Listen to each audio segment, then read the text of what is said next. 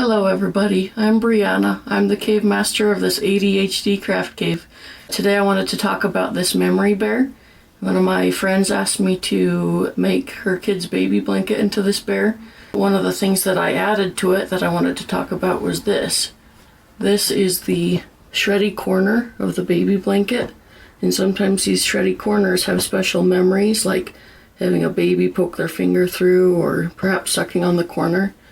Those corners often have special memories.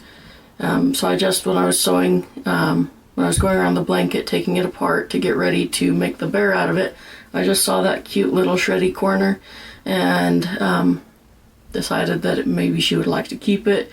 So I cut a piece of it off, and to seam it, you can see here, this is the original blanket seam. So I'd cut it, and there's this shred here because I was cutting along, taking the fabric off instead of unpicking it, which takes forever. I was just cutting the seams off.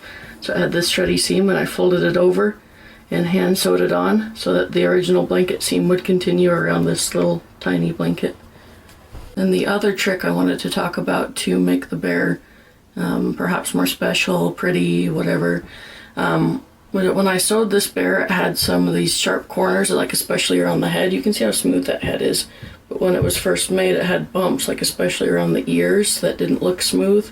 It had kind of a lumpy shape along it.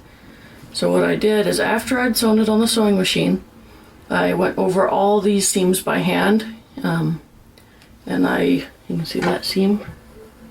So I put the needle in one side, in the other side. Not a zigzag, but kind of a square shape, like this with the needle. So I'd scoop a little straight, scoop a little straight, scoop a little straight, and then pull it tight, and that made this softer seam.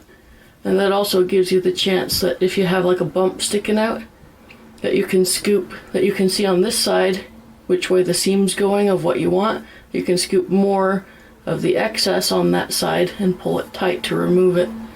And that gave this bear a very smooth head shape. And that's all I wanted to talk about today, was a couple tricks that I used that were fun to make this memory bear more special. Thank you.